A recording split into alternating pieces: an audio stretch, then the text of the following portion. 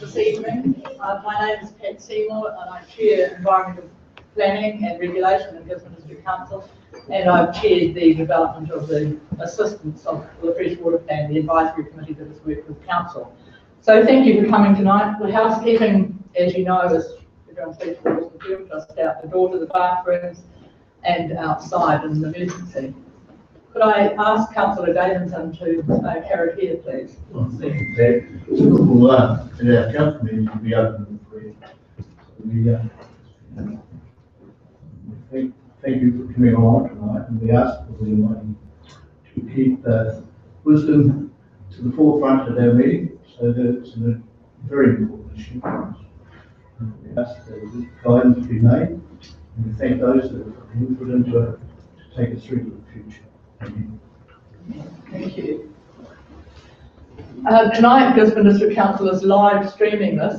Council officers have the live streaming going. So if we have people out in our community who are watching tonight, then welcome to this meeting as well. Are we up and running, Jade? I believe so. Excellent. Okay, so we have our interested members of the public, and this is an information evening around the Managed Aquifer Recharge Project, or MAR, as those of us that know it well. And I would like to acknowledge a number, without naming people, a small group of interested scientists and business people who've been involved for probably at least 2.5, 3 years in the development of the MAR project.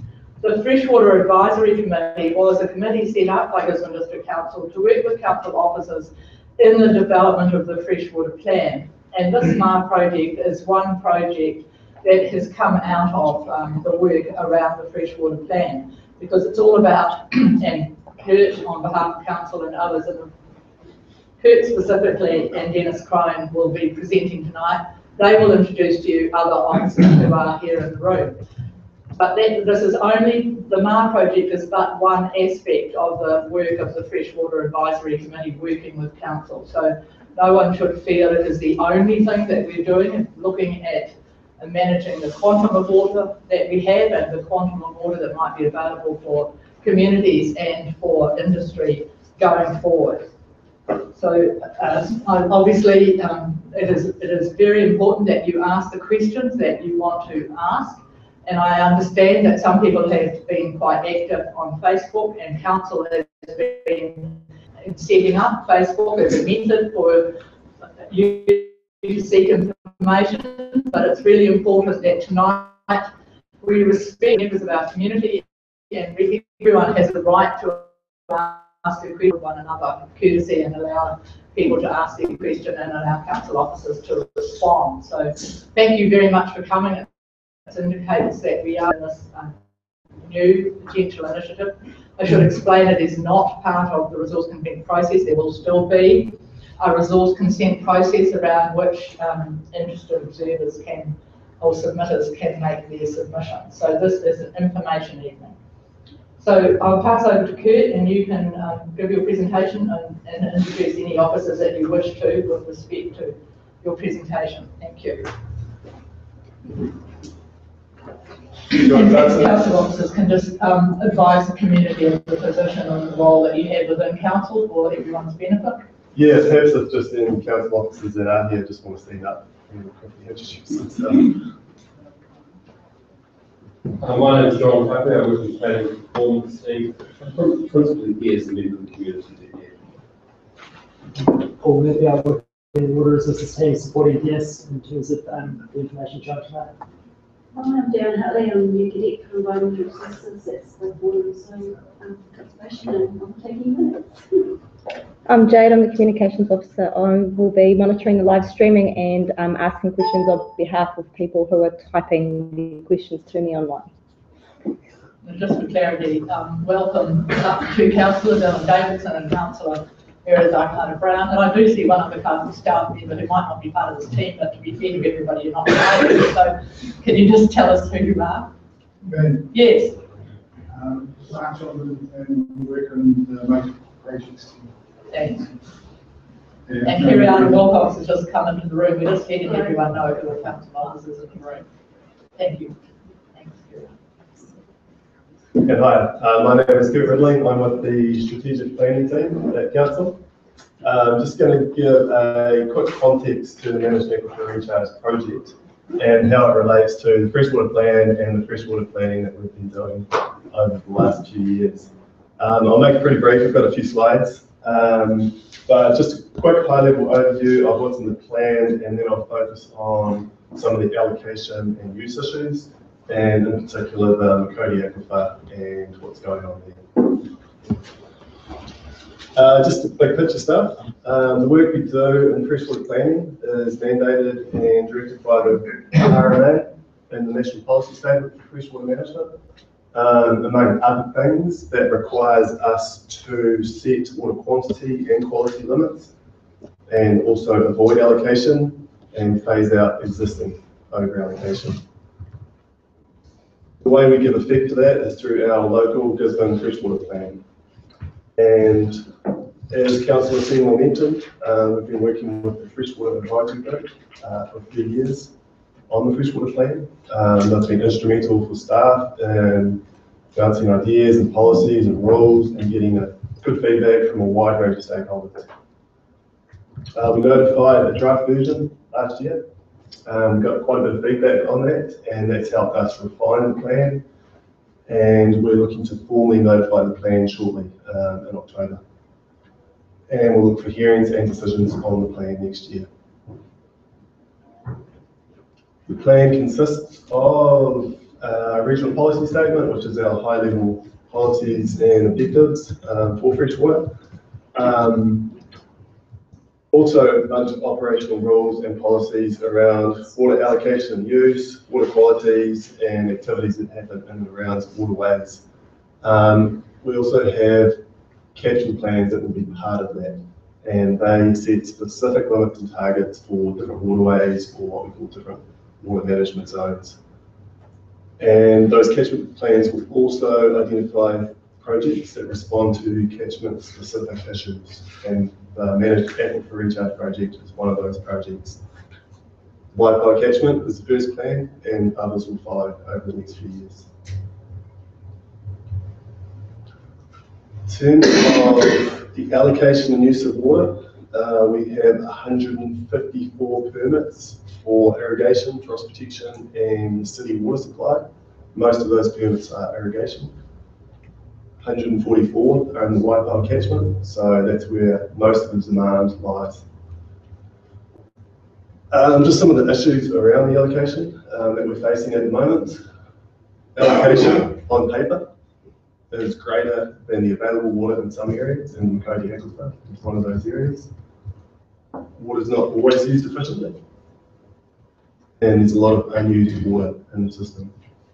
And just to kind of highlight that there, I've got a graph that's monthly allocation and use. The bars are the total amount that's been allocated. The dark bits at the bottom is the amount that's actually used on a monthly basis. So that's for the Poverty Bay flats, all the water sources on the Poverty Bay flats. Have you got a similar graph on the Makauri Aquifer? Yeah, I do. I'll show that shortly. So just some of the approaches in the freshwater plan to deal with some of those issues I just mentioned. Reduce paper allocation to a minimum. Improve water use efficiency, and by that I mean appropriate irrigation equipment, application rates that suit the relevant crop types, and the appropriate timing and frequency of the application. So those will be some of the key things that we're looking at as permits come in. And encouraging water storage and priority to water permits that can provide storage. Just a little bit on storage. Good potential in this region for water storage, but obviously, as most of you know, there's some issues around for above ground storage anyway, unstable geology and high levels of sedimentation. However, people are moving towards water storage, some big, some small, but there is good winter flows in this region and good potential for storage. And Managed Aquifer Recharge is potentially a form of storage. In terms of the Makauri Aquifer itself, we got some work done by GNS Institute of Geological Nuclear Sciences, 2012, I think.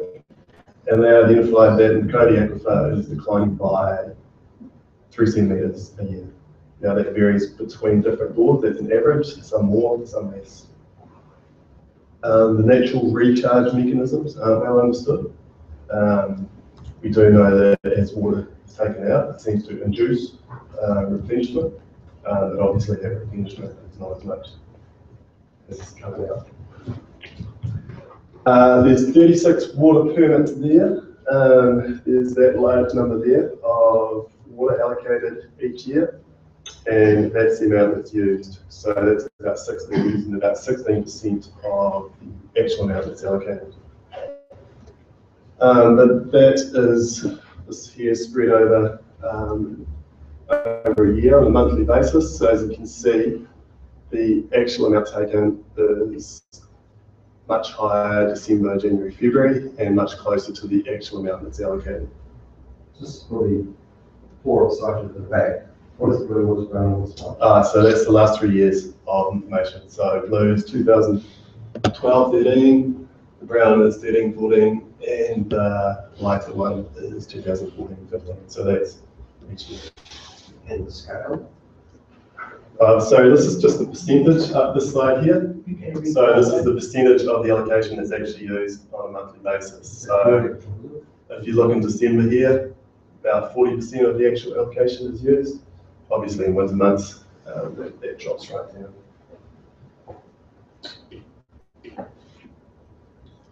I suppose looking at that graph, I suppose it depends on what they grow and what year it's probably growing. Yeah. Would be a big indication of this graph. Yep. Well, wouldn't be growing much in winter time. There still is a little bit of variation in winter. And I'll kind of talk about that in a sec, and how we're actually looking to manage the aquifer through the freshwater plan. So it is over-allocated, it is in decline. There's way more allocated than can actually be taken out, so no new allocation.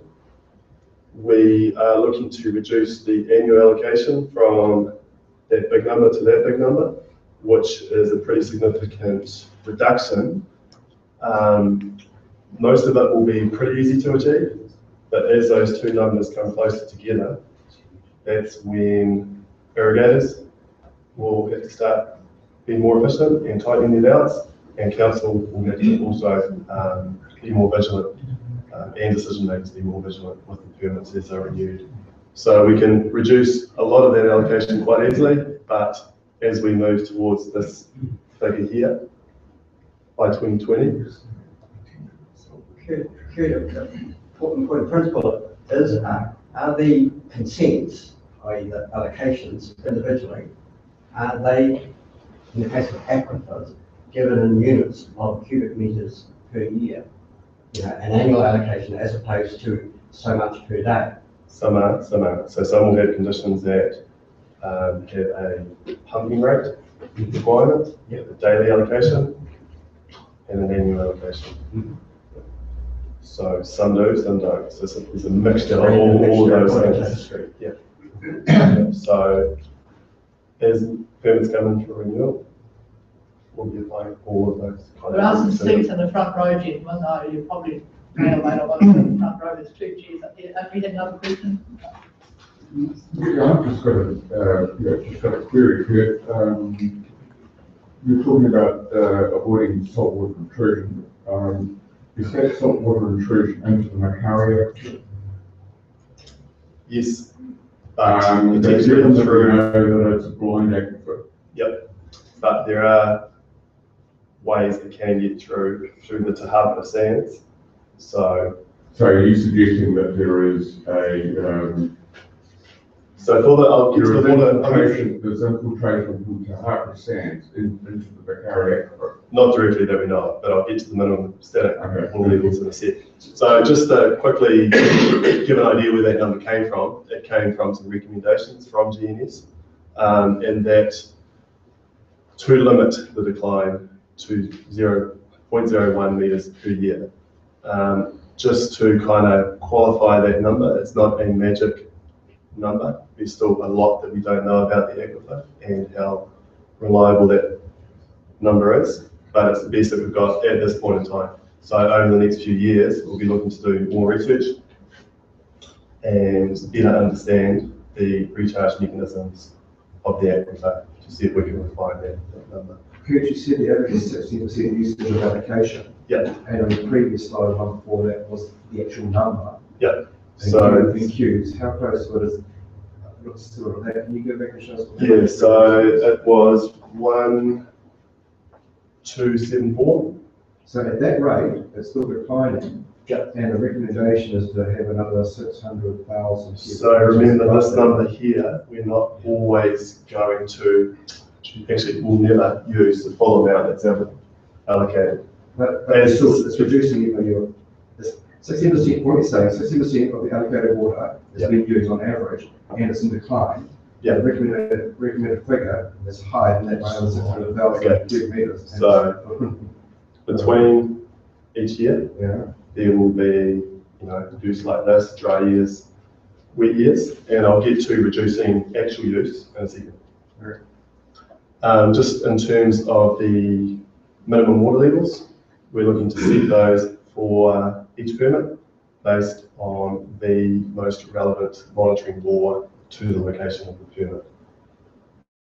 So that will be done for all aquifers, including the Tapara sands, which would be the one at most risk of saltwater intrusion, and also to avoid impacts on other bores. So I guess these principles here apply to all of the aquifers that we're managing. So we're also looking to reduce actual use through those permit renewals. So those efficiency assessments, we don't know how much slack is in the system at the moment in terms of efficiency, but we're looking to reduce actual use through that. And the minimum water levels and the monitoring bores as well. So I guess we're trying to avoid those situations where we have a big drawdown and limiting those drawdowns. So minimum water levels will be applied to each permit as they're renewed. And as I mentioned, continue monitoring and research over the next few years, and then review the situation in 2025. We're required to review our plans every 10 years. So probably just a qualifier there as well, if managed aquifer recharge takes off, or if there's some additional water or not available, or if new information comes to light, then we can review that situation.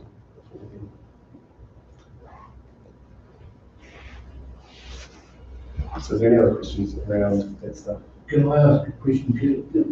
Is purely the difference between the word no new allocations and through permit renewals? Is there a difference between no new allocations and permit renewals? Yes, there is. Yep. So there's the ability to transfer. We have policies in the plan that any transfers can't have an increase in use associated with them. And there is a potential that some permit renewals will be declined if they haven't used the water that's been allocated previously. Great. With the work in Genus, Yep. what is the amount which, so you had a figure before that that was reducing at 0.03 cube a year on average. Yep. Yep. So what is the amount they have said can be taken from the aquifer right now? That's what they're trying to do. What is what would they say is quoted? Say that again? What figure would stop that decline straight away? Obviously, drawing no water will stop the decline. Has Jenny's told you what figure? No, and I think that's what I said earlier, there is no magic figure that they'll come up with. We're not even sure if, I guess, think of it as the bucket. We're taking water out, that induces water to come in. we're not exactly sure what the relationship is between those two things, or GNS isn't exactly So sure. what is 0.03 meters per year? Yep. Is that a height? Is that, what is that? That is the water level in the monitoring board, if Dennis is. Is that excuse me? So there's a bunch of monitoring boards. Is that an average of the static water level? Yeah. Yeah, we are taking static water level. Yeah. So some are much higher than that, and some are actually neutral and not declining at all. And I think Dennis has got a graph in your presentation that shows that over quite a long period of Detail time on that. as well. If I had I've got quite a good, amount of water like, on the vineyard and things, because I had heaters that pulled it out. If I want to replant, I'll keep my allocation, because if I want to put another crop in there, or another thing, I'll keep the allocation. Are you saying that you're going to reduce my water take so that I cannot replant my land? You can't take more water than you're already allocated. If That's you've right. got a different crop that Because I'm requires. not using all my allocation at the moment. Yep. Looking into the future, I mean, I'm not saying I'm going to, but I'm looking at, maybe replanting, so Yep. I will need that allocation that I've got at the moment. Yep, so your permit will be tailored to what your crop type or your orchard is. So it's not looking into the future at all. If you have plans to expand or put a new crop in, we need to know about it when you're doing your permit renewal. So we're not just giving people water for undefined purposes. So I have to make that decision when I put my plans in. Yes, or you should be making progress towards putting in that crop or that. That's one of the big problems we have at the moment, is that a lot of people requested a lot of water, but have never used it or never implemented what they said they were going to do. So that's why we have this large amount of data allocation in the system. Okay, you said the GS had a figure which was just like an April. Yep, so that, yep. Surely, with the declining of use of 1.2, how does GNS say that that can maintain the aquifer at that level? Is that only if you replenish it, recharge it? No, that is based on, that was independent of any managed aquifer recharge discussion. This was done 2 or 3 years ago. So, if I understand it right, the experts say a 1.8 mil cubic mil per year is which should aim for by 2020 or 2025. Well, they don't say aim for that by 2020. That is their recommendation to happen. And as permits become due, we will look at them over the next 5 years, because most of our permits are issued on a 5-year basis. And the aquifer is maintainable at that level, they say? No, not maintainable. Allocation, not use. Yep. Allocation, so if I ask you how much do you want in November, you'll tell me a figure that you think you might need if it's dry in November. Okay, so why? So the allocation is always a lot higher. So DNS would have tried to hazard a guess as to what the relationship is between allocation and efficient use. That'll be the difference between the 1.8 and whatever they think the actually to use. May have to be a lot less. Why? Reduce the allocation by from 8 million to 1.8. Yep. So that one's not yet decreasing what? No. Why that really be there? Because it's a target to get towards, which limits the decline.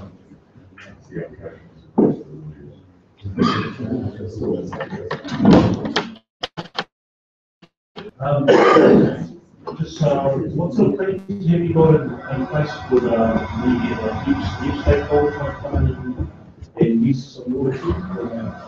In a year where you've got stakeholders out there, what's your plan about, like, if there is new people that want to get water, what's your plan about there? How do you go about that? Well, we can't allocate it from the Makauri because it's over-allocated. There are a couple of sources that aren't over-allocated in the Wi-Fi catchment or on the Poverty Bay flats, but it's getting tighter and tighter. Transfers, one option. Transfers from the stakeholders? From existing permit holders. So there's very limited options. How does that work? How does that work, transfer from existing stakeholders to someone else? So Do they just freely give the water, or? Well, that's an arrangement between them. So we would require a permit for that, and we would look at the transfer and how much would be used by the new permit holder, and we would make sure that it's not more than what's already allocated. So you're actually saying that there's no, if there's ever a possibility, of new people that want to come on, that you're not allocating more water rights to them? Is that what you're saying? That's what we're proposing at the moment. There's no more water to hand out from the Makauri Aquifer. Stuart, did you want to? Yeah, I guess, maybe might help us to keep moving.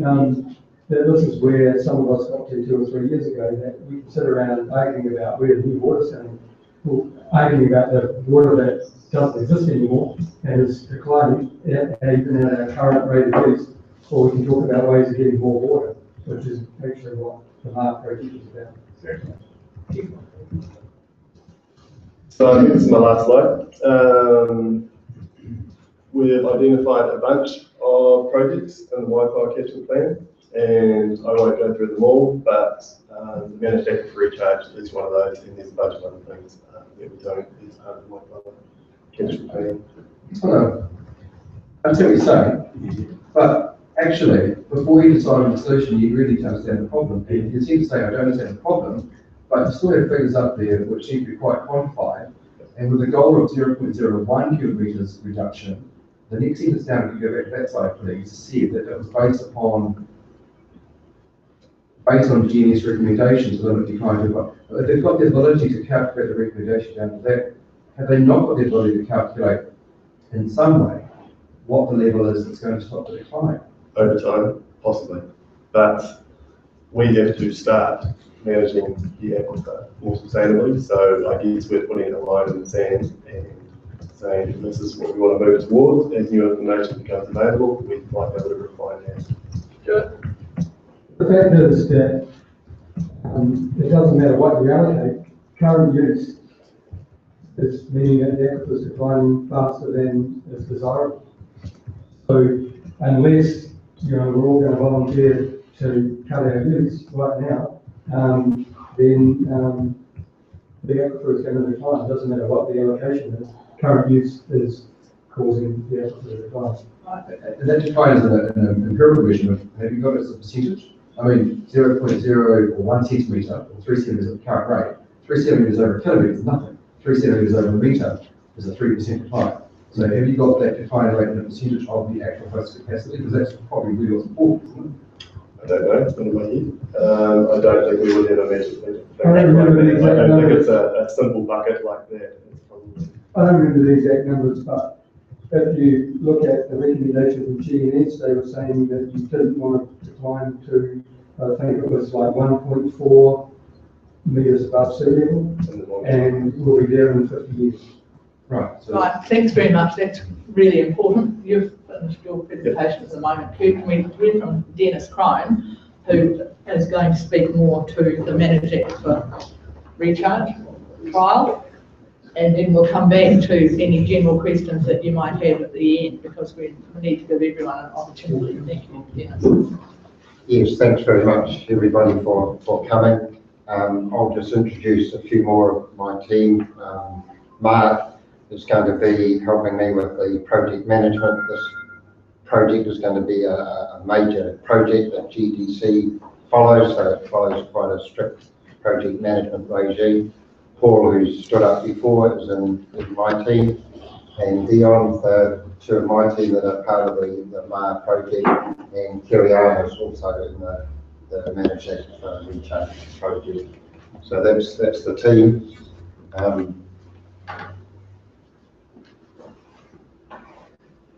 I just put this slide up first because managed aquifer recharge has been around for over 100 years. I was first introduced to it in 2012 at a Hydrological Society conference, and we had a speaker from Orange County, California. They've been pumping water through, or gravity feed, right through the Rockies from the Colorado River into Orange County and been injecting it. And they've been injecting it into 3 or 4 different ways, and they've been using surface infiltration and different methods. That speaker introduced, and we had another speaker there, Bob Bower, who has become our key consultant on the managed aquifer recharge. Bob is an American, he's based in New Zealand, and he is familiar with the Orange County, and he's also familiar with the Australian guidelines for managing aquifer recharge. Now, manager aquifer recharge is, I think several people have said it, there's quite a few different techniques. There's infiltration basins, that's what's happening here. We've already done that. This is a masterate student. Head down, tail up. We're into it. What he's done is he's dug a hole, putting a cylinder around, putting water down and measuring how fast it infiltrates down into the ground. Now, his masterate paper will be out. I've seen the abstract. He basically confirms that it will be quite difficult to get a good amount of infiltration in through that method. Other methods are shallow injection or scraping off the topsoil and trying to find a layer of gravel and sand quite close to the surface. We think that we'll have trouble with that, and I'll show you later on as to why that is.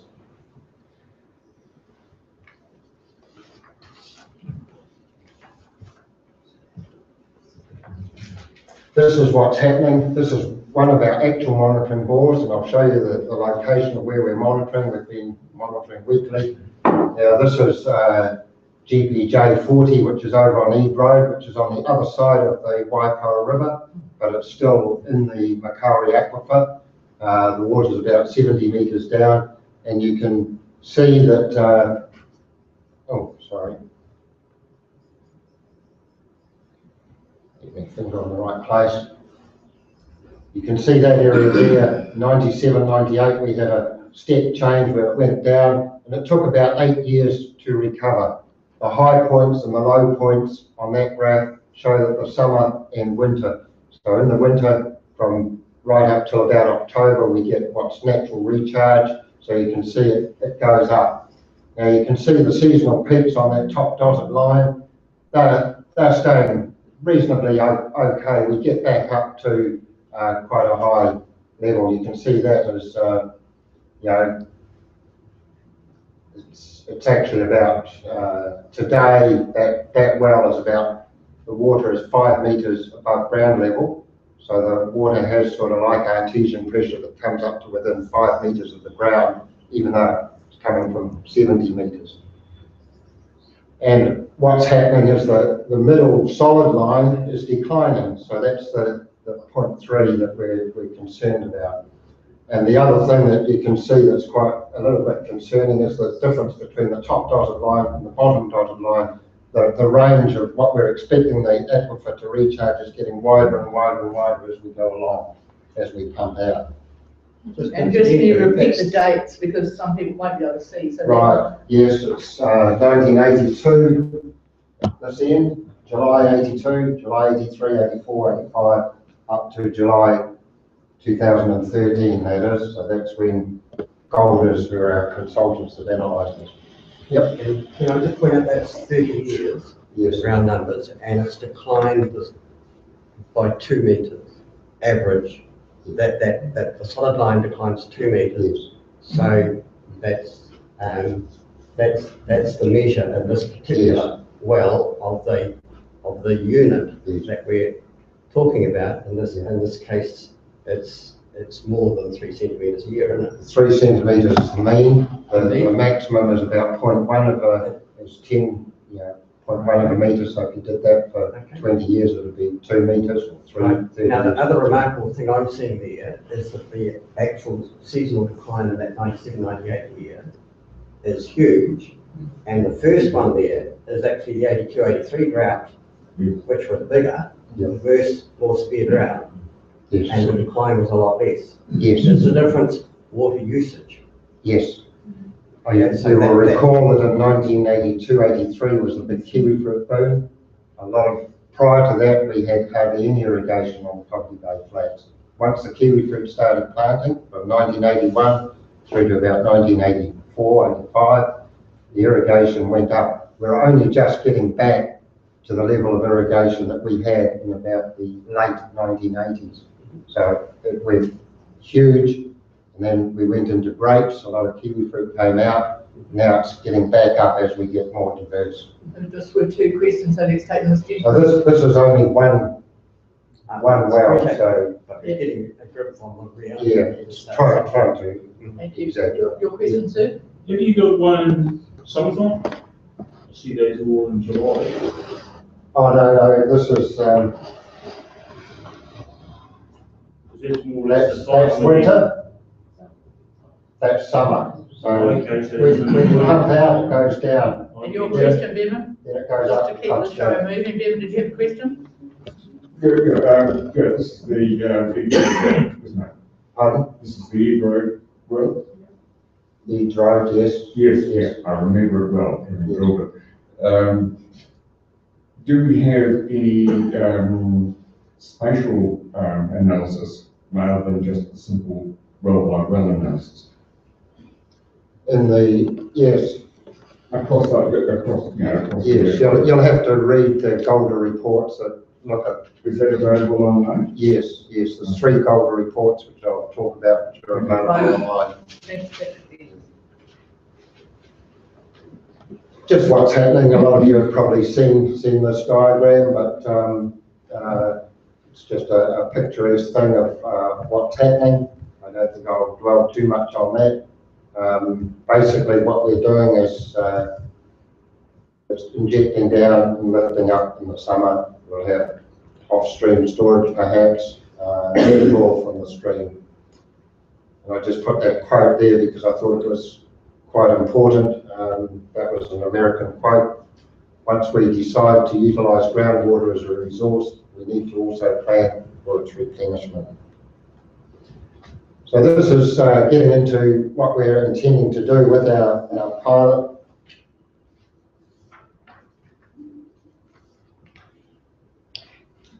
Dennis, could you just explain the diagram for the people online Yes. who can't see it at the moment because the screen is too bright? Right, yes. What we've got is a picture here of where the water is going to come from Makauri dams or the Te Aroha River. The water is blended there. We're anticipating taking the water when the Makauri dams are overflowing, which is about now. It will come down via the city water to the water treatment station, and the actual bore that we're intending to drill is right by the Waipawa treatment station on Bushmere Road. The picture of the yellow is we're going to take it out of the pipeline with that red arrow, and it goes down, and then we may be able to use the same pipe to lift it out again. So that's the advantage that the Gisborne District Council might see as quite valuable, because they might be able to store water for an emergency in there as well. The main aim is for Poverty Bay irrigation, and then at the end of the pipe we've got Gisborne City. The trial itself is just looking at city water supply, but we've got another diagram here that may be in the long term that we'll be looking at water from the Waipawa River. We may be able to gravity feed that if we found a site upstream enough, and gravity feed it down to where it can be injected.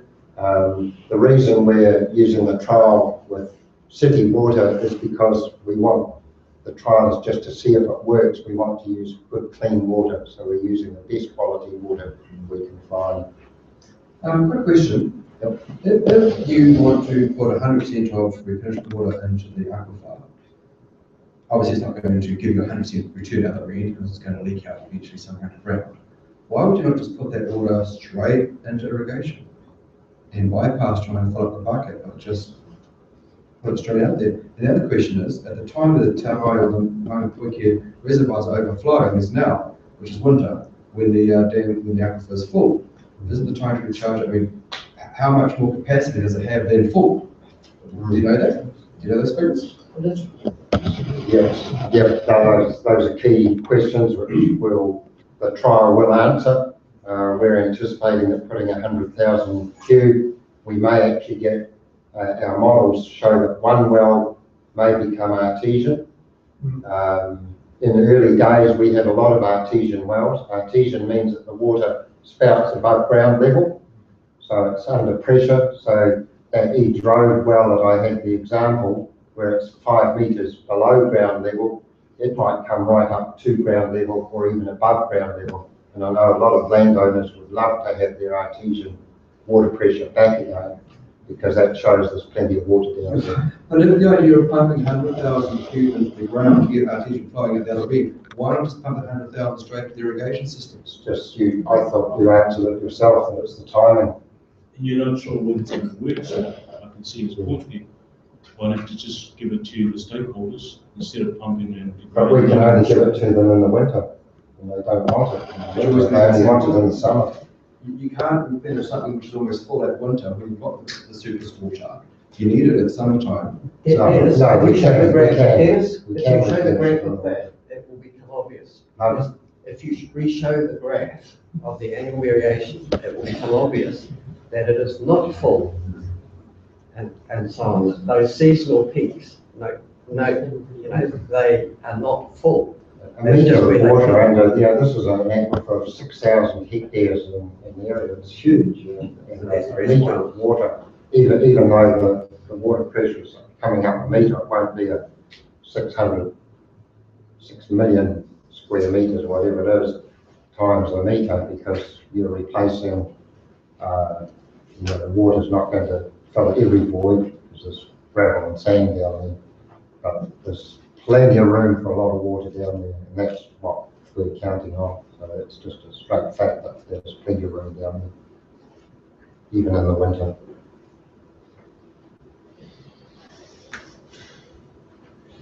The hydrogeology is really important for this trial.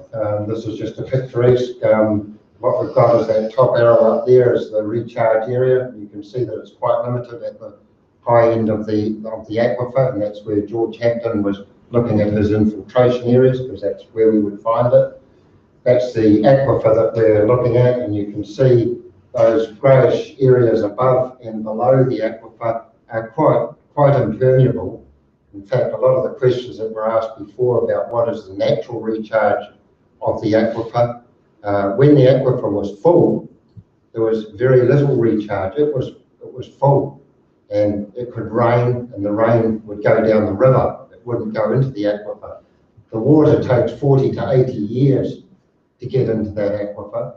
We've aged that by radioactive aging, so we know it takes a long time. And can you just explain the code to Dennis? Yes. Can't read that. The Te Hapa sands. Yeah, Te Hapa sand is this area here out by the coast, so that's one of our aquifers. We've got the shallow fluvial aquifers up the top that are quite often connected to the river, so they're quite shallow. The wells might only be 7 or 8 metres deep. And then we've got the Waipoa gravels that are a bit deeper. And then we've got the Makauri Aquifer there. And then we've got the Matoki, which is way down here, over 100 metres deep. So that Makauri is about 40 metres deep at some areas and 70 metres deep at other areas. And where we're doing our injection trials, probably symbolically about there.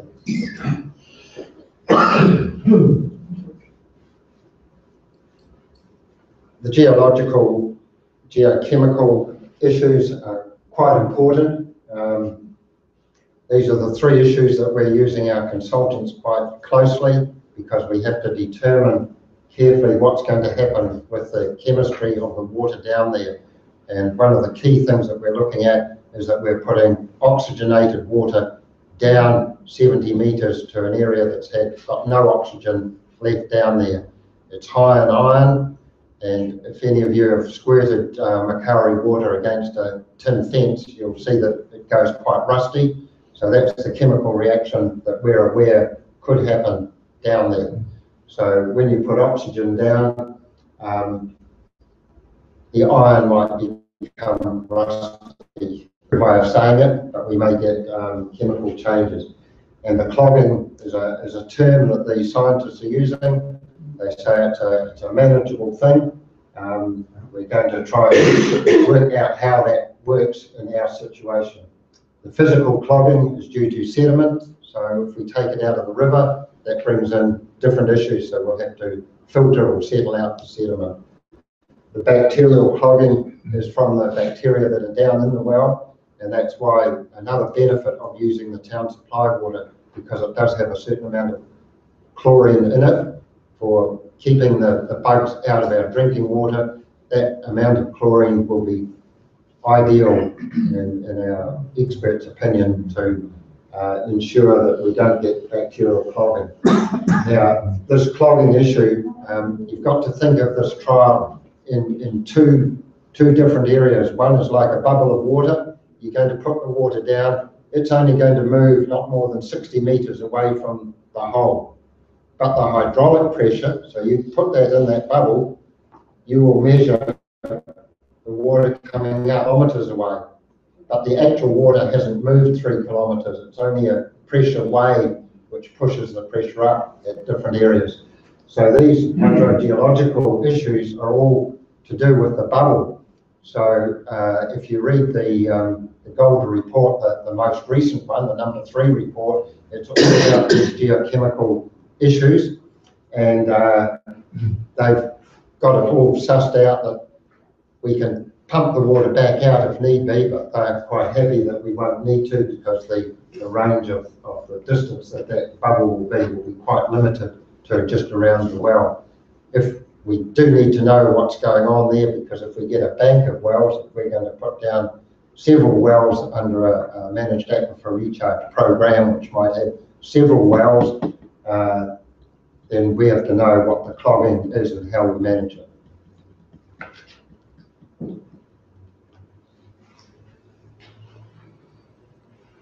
Our consultants have done a lot of modelling.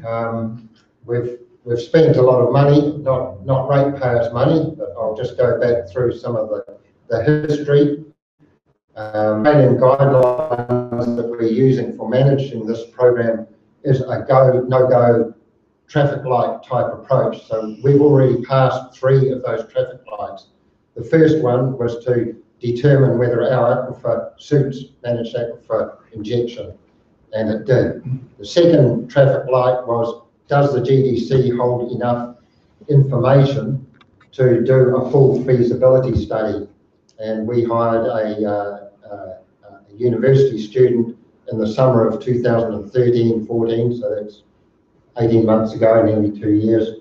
So her report is on the website as well. So that determined that yes, we do hold enough information, and that's mainly from our 100-odd pump tests that we do, which measures the transmissivity and the storage coefficient of 100 bores on Poverty Bay Flats. So when we got to doing the full feasibility, we got Environment grants to do a model, and this is what the model sort of demonstrates. We're looking back. C3 is the block. The model divides the Makauri Aquifer into 5 blocks. So you can see the upper one is more the recharge area out the river and coming down. The C3 is where the main irrigation is, and you can see where our well is that blue star just there. So we're not into the main irrigation area is probably more over there. This model sort of looks at what happens with the water coming in, going out, going sideways, going up and going down, and they've just mentioned some things that there's very little leakage from the Makauri Aquifer down into the Makauri. There's no flow below the aquifer getting into the Matoki, and they don't think there's any flow going east-west. So we've got a pretty good, they're calling it a semi-confined aquifer, so it's a good one for this process. This is just the location of where we're going to do the drilling, if we get consent and if the community wants us to go ahead with this, will be, that's the Waipoa treatment station settlement ponds. Just in there is the treatment plant, and we're going to drill our well there. Now these blue ones here are the wells that we're monitoring. So you can see there's about 9 wells through over there, and the E-Road one that I presented before is over here. So we've taken water chemical tests out of 3 of those wells, and we're measuring the static water level weekly at the moment. The yellow dot, where we talk about what's going on, I just put this up because it shows you where we are in the scale of things. The bore position and depth has been finalised in that final Golden report that's on our website. We've done a geochemical modelling. We still have to do the engineering to get the design of what we're going to do. There'll be an operational testing and management plan. So this trial is going to provide us with heaps of science in regard to gaining more knowledge about our aquifers. So it's going to be really valuable to us. The 460,000 that we're spending, about 150,000 of it is on science. The drilling the hole is only $200,000. So we're going to have a whole lot of electronic gadgetry. We're going to have a 250mm main pipe. It will be a small 50mm pipe just quite close by, and that'll have all our electronic gadgets, so we can measure everything down there, take samples. We've asked the consultants to not hire this equipment. We want them to buy it, so we've got the grants to buy this equipment. So when the trial's over, we'll have some transducers that we can put down other wells and get some real-time data. Meredith's got a question. Sorry, I actually didn't take off, but I just wanted to say, it's great there's so much interest in this, but one of the questions posed to me is there a plan B if this doesn't work out, what that is, but how much work are we doing to look into, saving water, in regards to teaching and educating people in that sphere of influence? I'm not sure, Kurt, whether that's something we've talked about already, but people are a little bit nervous about, again, going into the sustainability of it. So, saving water and catching water and all those factors, how much work is going to that? And then, of course, what is plan B in regards to this isn't, the ultimate in the plan. So those are the couple of questions I would ask. Yeah, good questions. There's several plan Bs and Cs. Surface water storage would be a plan. We're working on that. We've actually got a 1986 Ministry of Works report that looked at 21 dam sites around the hills. We've actually got an economist that's going to just update that to look at, and that looks at three wall heights, and is work. They've already done the sums of how much irrigation that will provide. The biggest dam, I think, produces enough water for about 1,100 hectares, but that's 1,100 hectares of irrigating at 1986 technology, so we're going to get that updated. We've got the water use efficiency, and what Kurt did talk about earlier about, with what's in the water plan, that we've been insisting on irrigation management plans for every renewal for 3 years now. So we're starting to get to the situation where we're getting a lot less wastage of water. So that's really important. And the other thing is the fact that in the past, we just asked people when they put in their resource consent application, how much water do you want? And they generally said that they wanted an irrigation season of 7 or 8 months long, and we want so much water each day, so we multiplied it by 200 days. Well, they don't use anywhere near that. Everybody knows that now. They're only using a very small proportion. So there's a lot of efficiencies that we can gain just in managing our consents. Good question though, Meredith, so thanks for that. On that question, has the industry been asked, the users, how they might envisage saving and what sort of percentage? Has someone quantified what percentage the users anticipate they could save? New resources or new applications and applications are going to have that built into it as a requirement component. But on the flip side, if the users say, well, actually, if we do things differently, if we try this, we try that, we think we can bring savings to the table of X percentage and have those potential savings factored into the anticipated reduction. Yeah, no, good question. It's probably on a case-by-case study.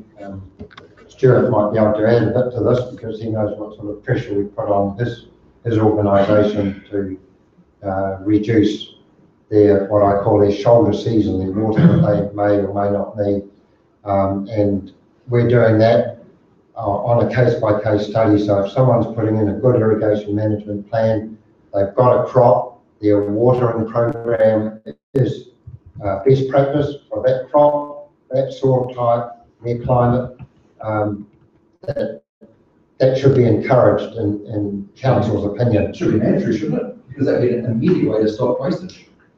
And end users. That's why we're doing that. Yeah, that's why we're doing it. Yep.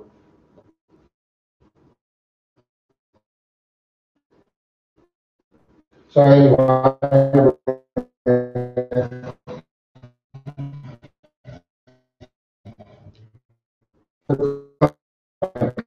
the consent really important. So we hope to drill this well if we can keep to our time frame at the end of the summer, because it's best to do the pumping test when there's not a lot of other irrigators pumping out, because that will make noise on the information that we want to get. So we'll be doing the pump test, then we'll be waiting for the availability of water, which will be about this time next year, all goes well. Quick question. Yep. Let's understand the waste water currently will be increasing the quality of the discharge another whole level. Would the end water that's going to be pumped out then be of a quality that can be used for irrigation? Because it's, okay, we're head shaking. How close to irrigation quality would it be? Put it according.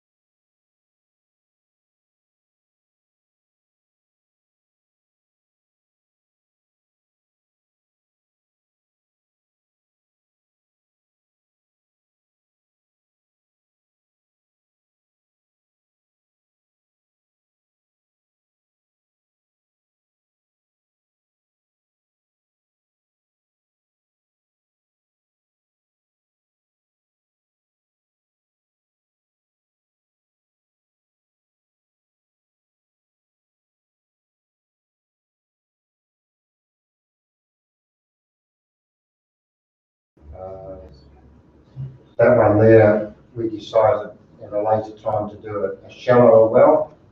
So we picked one that's it's not really in the Makauri Aquifer, but it's right in the centre of where we're doing. And one of them, actually, I think it's one of these up there, is actually a deeper well, which which is the one on Bushmere Road by Darryl Williams, pack house and things. So that's the one that we anticipate may become pressurised above ground level. So we'll have to decide what we're going to do about it. But that's about all I had. So those dates are just from May to September of 2015, when there wouldn't be much irrigation. Is that what you're telling me? Yeah, this is just natural recharge right now. So you can see the last time I did was the 4th of September, and I'll be going out on Friday and doing it again and keep doing it. Someone can't see the access. There's nothing on it. There's- But it should be. Oh, there is. There is. More numbers. 7. Yeah, this is water level below ground level. So What's the difference? that's 6 metres below ground. Yeah. So I told you that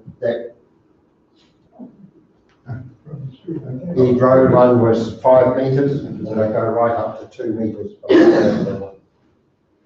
That's all I was going to show you.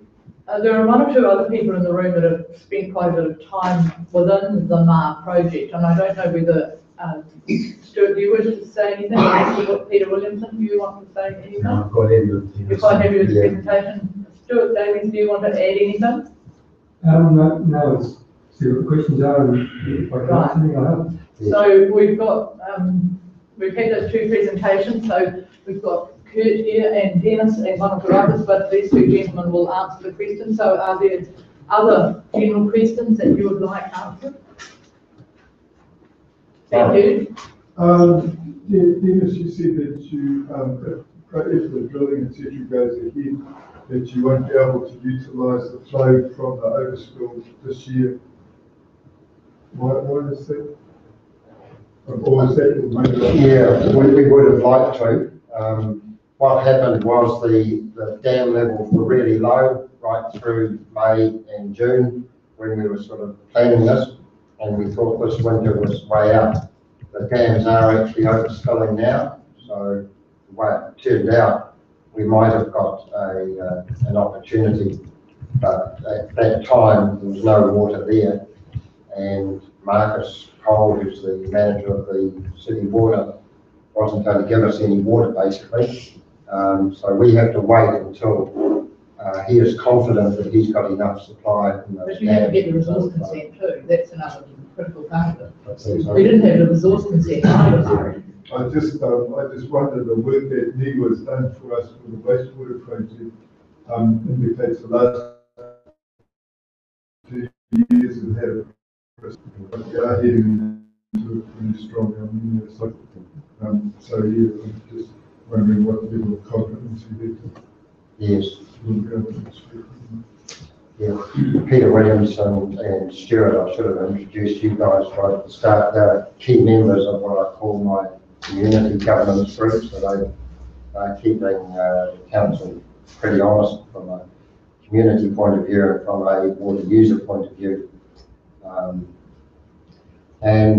Yeah, it's a very good question as to how we time all this and how we do it. The water from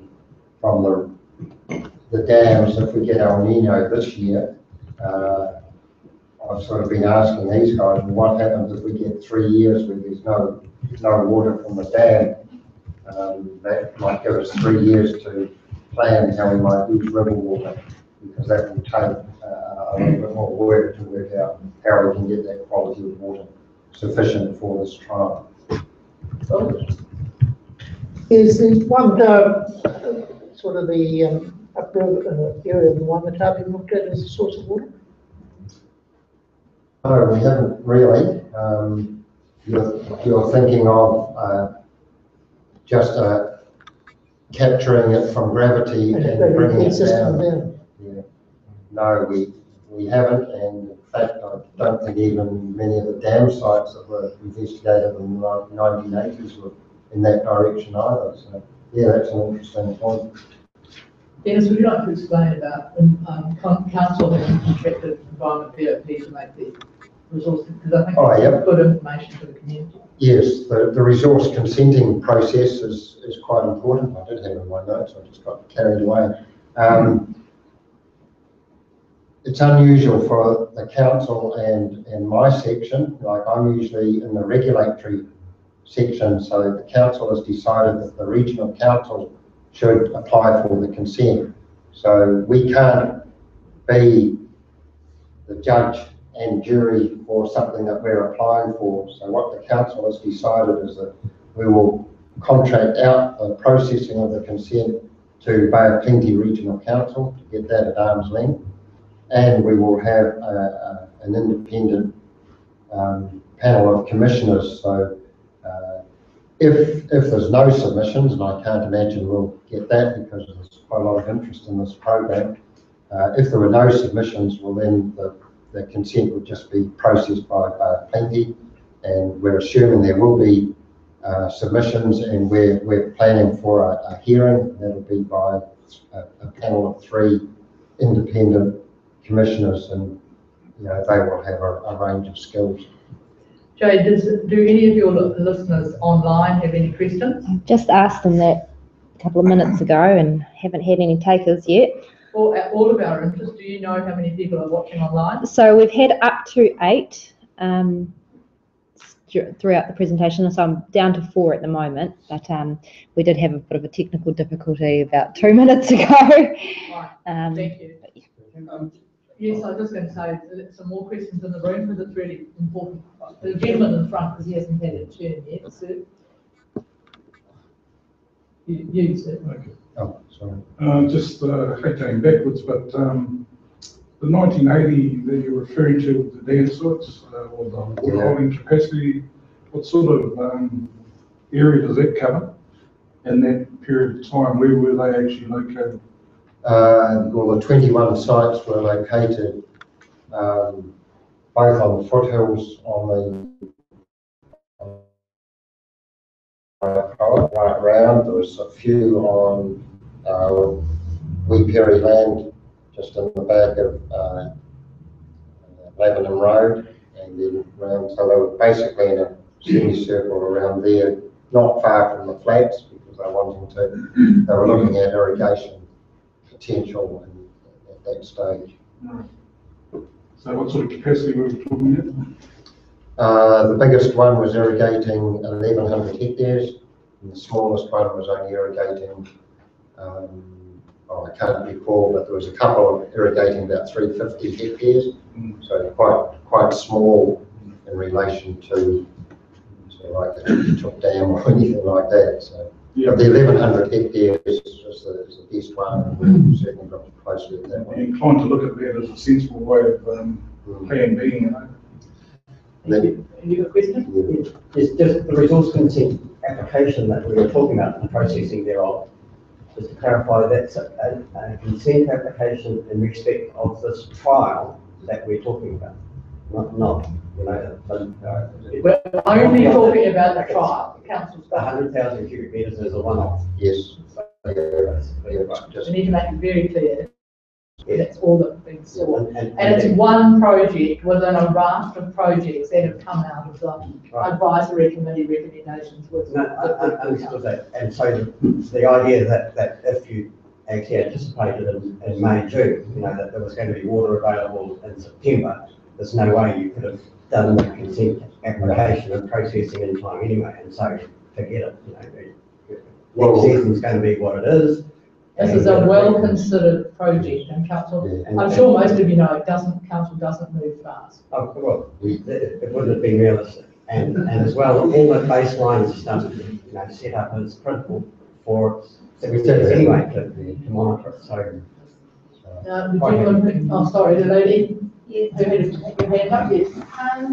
Putting this well down next to the treatment plant, is there any, and you're filling it up, is there any thing muted for actually transferring it into the city water supply that's needed, coming out of the aquifer? If we don't get that, if we have any problem with the dams up the top, pipelines or anything? That will be another stage on. The city is thinking that may be an opportunity.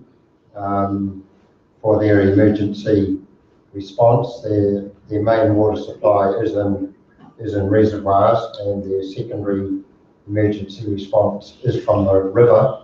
And if we had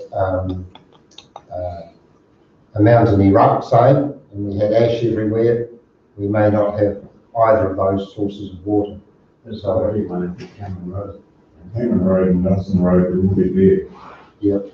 Sorry, the lady in the middle, I didn't read it too. Thank you, Vicky, from the back. Your turn. Dennis, I just wanted to ask, what are the major risks, if there's any, faced when we're proposing to remove such large quantities of water from Makauri? Yeah, I don't, because it's spilling over, I don't see too much in the way of, did you have any in particular that you're thinking I of? wonder if, so obviously we wouldn't be removing the water where the levels are so low, but do we know if there are any major effects on that water source when removing levels when they are high? So has it ever been, I'm guessing it's never been trialled before? Well, it's using the water, Yeah. so going down the river and Yeah. the sea, that's the only. the effect would be on the ecology of the waterways beyond the dams, and they're compromised a bit by having the dams there anyway, but so that they would flow only at high flow, and that flow would be less if we're taking 100,000 cube out of that It spill. seems that what the city's taking is tiny. Yeah. Maybe I'm talking more about the cultural implications that they might have, and Yeah. if that's influences. Yeah. Has there been any consideration of the ecological consequences for the Chiara River of taking a substantial amount of water out of the area and taking it down the pipeline as opposed to letting it go down the river? I think they're fair questions. We've contracted a cultural impact assessment.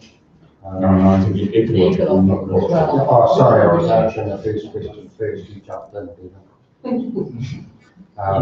Yeah. But the Makauri water isn't coming down the Chiara. The Makauri water is Makauri water, Yeah. which otherwise goes to Wairau. Yes, that's right. The pipe does take a blend of both waters, but we will be taking water only when the Makauri dams are spilling over. And the ecological, to get to Bevan's question, no, we haven't done much on the ecological effect of that. Whether 100,000 cube out of that overflow would depend on how big the overflow was in any one year, and it would be possibly more to do with the flushing of the seasonal flushing, which might allow for migration of native fish, would be one thing we'd be concerned about. Benjamin's question first and then yours, Murray.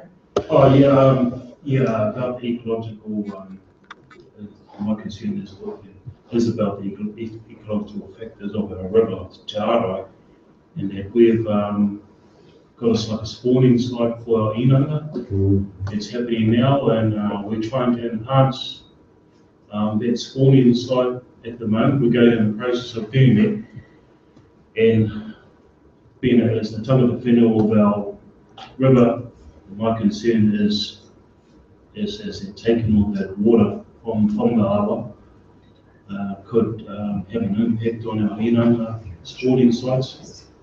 So that's a major factor, and also another major factor is that the water you take from the Makauri dams or our awa is that it contains also other things as well. It contains nutrients, it contains nitrates.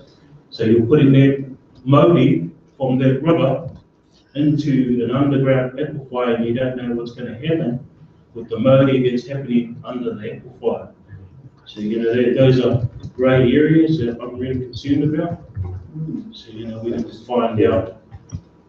Someone tell us a bit more about what I can understand that. That's why we're trying to That's my major cultural impact assessment to identify that, because we have to alert us to that. We're not intending the 100,000 cube that we're taking will only be 10 of the winter water. Now, the winter water is a lot less than the summer water that comes from the Makauri and the TRI. So we haven't actually applied for a water take from the dams and the river because there's already plenty coming down the tap. So we've only applied for a change in the use of the water because the city's water is only used for urban use. And on my reading of it is that injecting it down into an aquifer is not urban use. So we haven't applied for a take. Well, we haven't applied for anything yet, but this is what we're intending to do.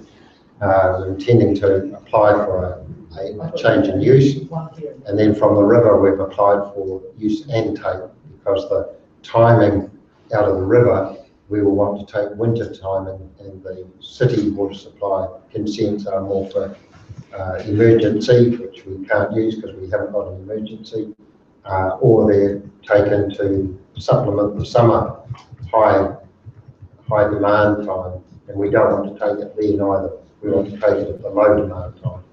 Thank you. Murray had a question, and then Jade has a listener with a question. Murray, yours? Just a comment really that we did ask for, if you like, an assessment of the effects of the ecology, and I think the Goldman chapter.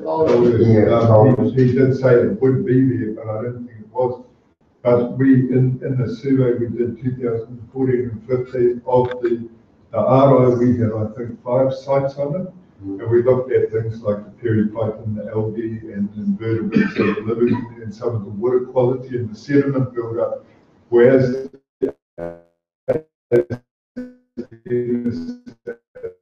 and really well, our rivers are notoriously sediment, that they have is the fine deposited sediment that fills the cracks between the boulders, etc.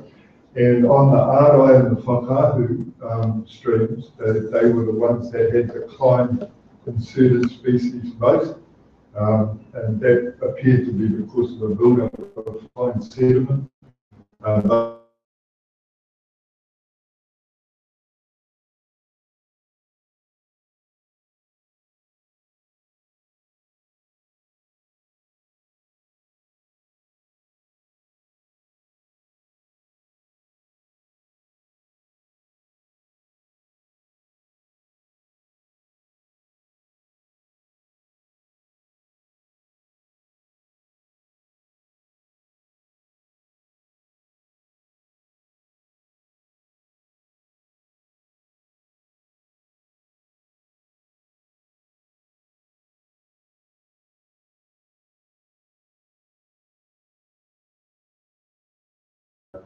Still to be reported on, and today's meeting will determine where we are with the community consultation. This is an information meeting, Dennis, not a consultation. No. We have to be really clear about that. And so I can't give a date as to when we're going to apply for the. It'll be well publicised because it will be notified, so it could be some months maybe.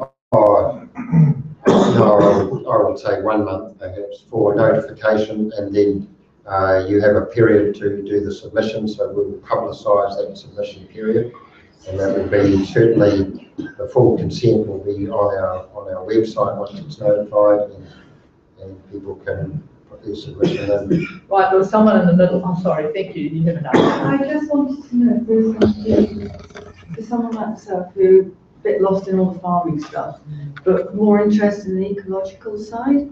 Is there going to be something quite easily read separate, but with the other report, that I'll be able to read and know exactly what pollutants and not going through and what's going to happen? Well, I think we can take that from Murray's comments as well.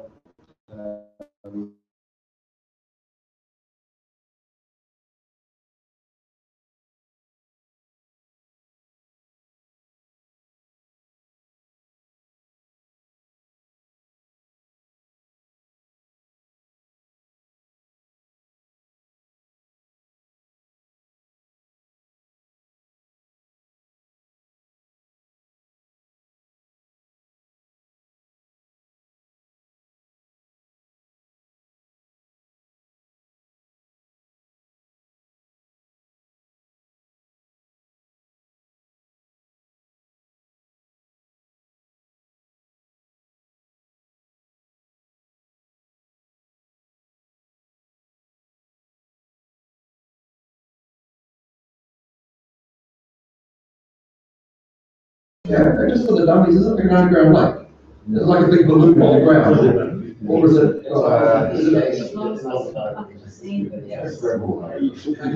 Study this for a lifetime. In the UK, they actually poison in Kent, the water underground, with all the nutrients and nitrates going through. It takes 1,000 years for it to come out. And that's all that I'm sort of. You want to go back to the drawing? It is like an underground lake. Yeah. No. It's not quite as simple as an underground lake. It's not quite as simple as a bucket. It's sort of spongy and it's got lots of tentacles. What's the sort of average winter level that's sitting at the moment? How high is the actual average at winter? Where are you talking about? Makauri Aquifer. Yeah, whereabouts? Well, 70 metres average. You must have average if you get those full. Averages don't work that well with the groundwater, but the depth goes from 40 metres down to 70 metres.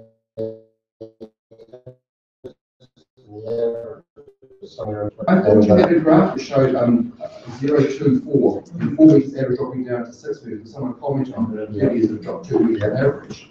So what do you want to take out of that? I would like to know, in winter, when it's height, what's the average sort of height over winter of the aquifer? Because it drops markedly, that drop back here.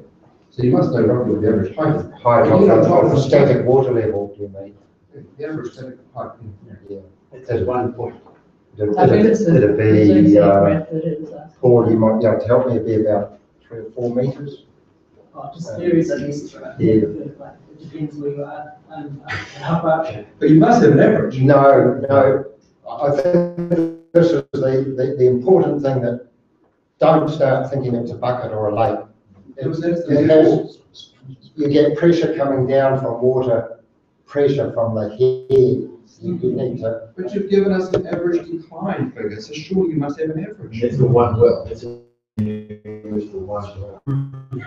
Thank you. The pressure can be quite, we've got some wells that are spurting out of the ground now, and what does an average mean?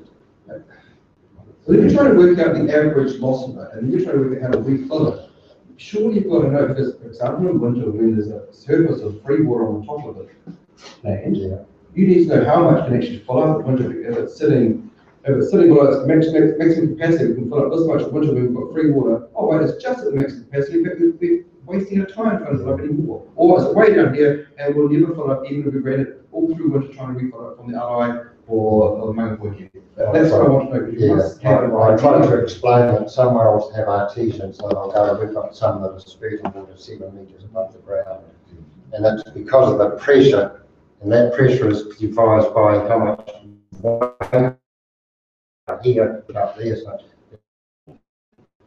And we can. Which test wells have you got? How many monitored wells have you got? 80.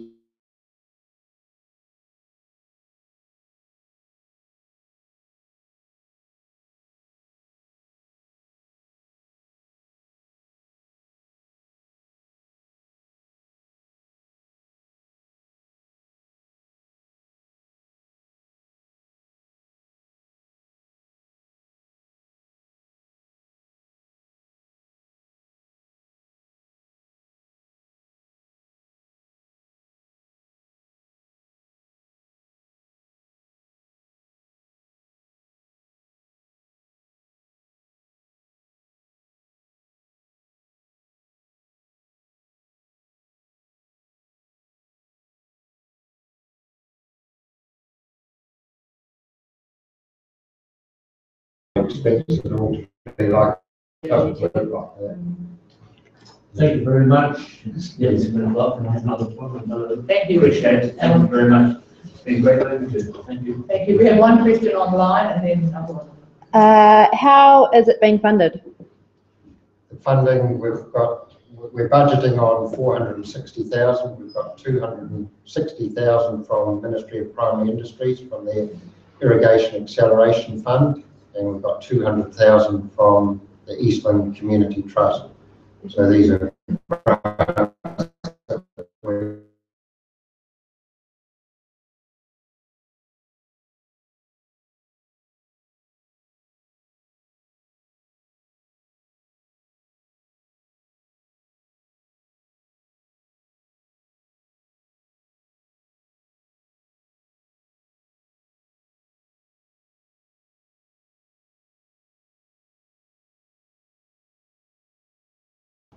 that you put 100,000 cubic meters? Cubic meters of water into this aquifer, and you're able to get a level that it's improved.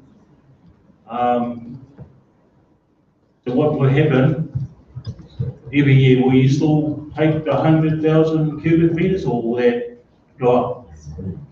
That's why I'm sort of concerned about that, you know, whether it's going to be successful, and then next year, the year after, you say we might take 200,000. We're anticipating that it will be successful because of the background of the science for just managing that bubble. And then we will have to consider the next stage, which might be a bank of wells, might be 5 or 6 wells. We may have bigger wells or smaller wells, because this trial is on a pretty small scale. We're looking at 10 to 15 litres a second, whereas our bigger irrigators might draw 200 litres a second out of the river at the moment. So we're talking about quite a small scale just to find out how it works. Once it works, we'll then have to scale it up, and that'll be a lot more investigation because the source of water will become important. That's a really good question, actually, because if it's successful and you want to then commit on a larger scale, where is that water going to come from that you're hoping to recharge with? It can only come from the Makauri and the Tarawa, can't it? Well, could be a wide range. We've had some interest from people building a dam to feed the managed aquifer.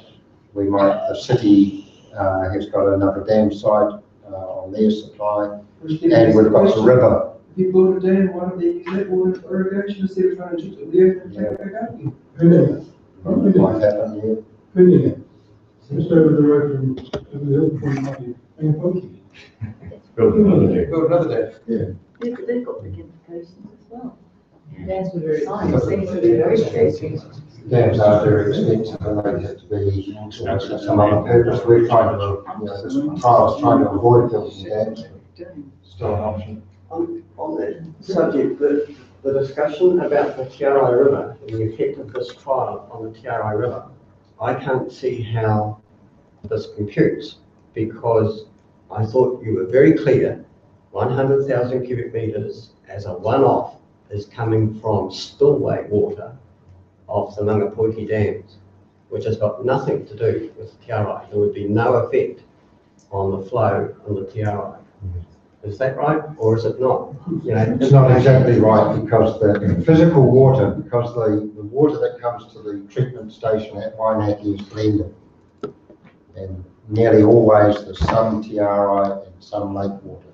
Yeah, that's a matter of the blending. You could put more in, you're in effect, the volume that's coming down the pipe in winter is nowhere near the capacity of the pipe. So you'll be putting extra water into the pipe coming from the dams that would otherwise have been spilled. That's the proposition, that it's only the surplus water that's going to be used. And if there isn't a surplus, then you won't be using it for this trial. The trial will be delayed. And therefore no effect on for the duration of the trial, no effect on the Tiarai River. Is that a given? Or is it not? Not exactly, because the fact is that for treatment purposes, to get the chlorination and the fluoride and everything, and to get the water up to drinking water standard, it is generally blended. So but that's a different subject. I'm thinking of the cultural aspects rather than, you're right in volume, in net volume, we're using net water over and above the spilled water, but in reality, some of those molecules of water will come from the Tiarai. Right, but they're coming into town and going into to here anyway. So there's no change. As I said, we haven't actually applied for a water permit to take any water from either the Tiarai or the dam. We're just letting it. Stuart. Look, this is like a real back of the smoke calculation, and no one really knows. But we figure that you can probably arrest the decline in the aquifer at something like about 500,000 cubes. So you need about 5 of these wells. They cost maybe 300,000 to do. If it wasn't trial, it'd be cheaper. So you might be up for, what's that, 300,000 times 5, 1.5 million. So go and see how big a dam you can build for 1.5 million. And then pipe it, reticulate it to where it needs to be used. The beauty of this is no reticulation required because the bores that extract the water from the aquifers are already there. So you don't have to build pipes, raceways or anything else. We don't even know if it works. Well, that's the whole point of the trial, right? So we don't know, but right. Oh, you know, in terms of the specific places where water relates to. So for instance, if I'm in catchment X and there's surplus water, then it's kind of sort of logical to me that that water is used in catchment X. Whereas if I'm in catchment Y, I would expect surplus water to be used there. That's sort of my sense of logic. But what we're doing is we're taking water from catchment X and Z and we're putting it in catchment Y forward. So I'm just thinking, there are probably, I know certain members of the advisory group have, as you know, yourself, that have broached this thing that this is our water. And it's even at that, when we've allocated all the A flows, all the low flows, A pretty much. Now we're on to the B flows. So there's an issue of equity, I think, somewhere about where that water is used. That we have. I don't think we've just started to discuss it. Yeah, that's a good question. If we take water from the river, it'll be a big flow, it'll be above the 4,000 litres. And water plan has as a big flow limit. What one way of solving the issue of not knowing what contaminants or outcome might be by using treated water? And this is totally done, but what if you were to put water from the aquifer in the test? Given you said it's not like a bucket, so I'm not simply taking a spoon and tipping it straight back in the same bucket, and you're testing predominantly in the proximity of that test bore, right? So if you took aquifer water from over here, which we know is percolated, old and untouched and pure, and then put that in instead, you've got no risk of your pollution issues. And if it's taken from far enough away, will that solve your problem with the measuring and really having no impact, because you've told us it's a localised rise, it's not a over the whole 6,000 hectares rise, because 100,000 litres, 100,000 cube won't be measured at all, wouldn't touch the surface over 6,000 hectares. Yeah, it's an interesting thing. They're taking water out of the aquifer and putting it back in, it might get oxygenated, so we might still have some of the geochemistry. Well, look, there's no holes in the pipes. You shouldn't get near it. I said if there's no holes in the pipes when it comes out of the ground, you shouldn't get near it. You've got no issues there with taurai, cultural, aggradation. Yeah. And the water's already coming out, so. John, you just make some comment? Not a comment, just a question. For the taurai, are there minimum water flow conditions set as part of any of the water takes within that catchment? Yes. Yes, there is, and they're going to be adjusted with the water plan.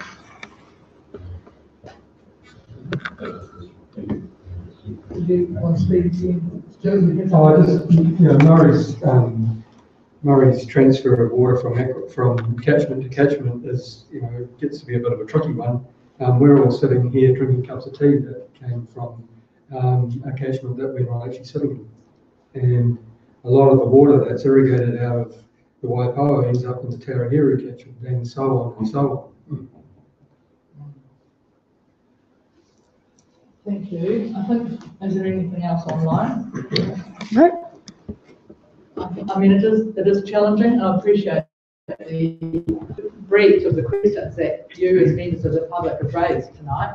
I think we're getting to the end of the questions for the moment. We've probably asked some unanswered things still in the room, but those questions have given more food for thought to Dennis and Kurt and the team, and as you provide the material to Environment BOP that will actually put together the resource consent, those matters can be considered. That's exactly the purpose of the meeting tonight. I hope you will all go home with yellow script. Again, has Dennis's email and has the council website, and as referred to before, there's still a lot of information, and the 3 Golden reports are on the website along with a lot of other information.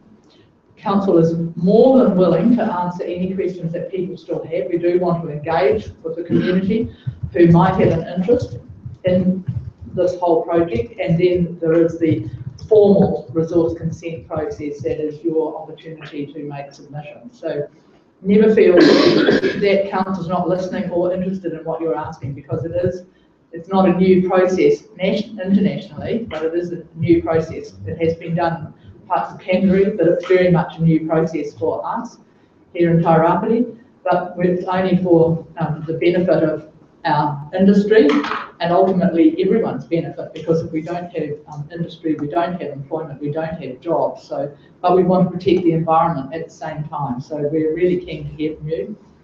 And thank you very much, everyone, for coming tonight. Thank you to all our council team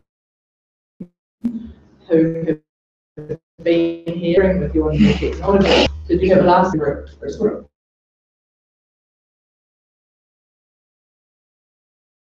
Ultimate aim, how much we have to put back in the fund, the recharge project, if it goes through, to arrest the decline in the aquifer.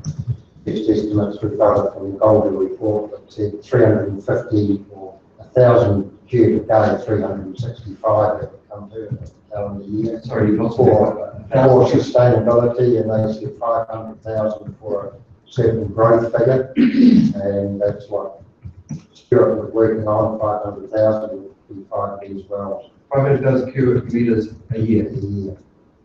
Now, personally, I doubt those figures, so because looking at the recharge, I think it's too low. A bit low, yep. It's low when you look at the usage and the reduction rate. It doesn't work. Yeah. That's what we'll find out from the modelling and from the trial, and we hope to get better information on exactly that question. I can thank people that have been involved with the project and acknowledge the people in the room that are part of the Freshwater Advisory Committee. So thank you everyone for coming tonight. Thank you team again for so frankly answering the questions. There's still more information to gather. Thank you very much and good night. Thank you.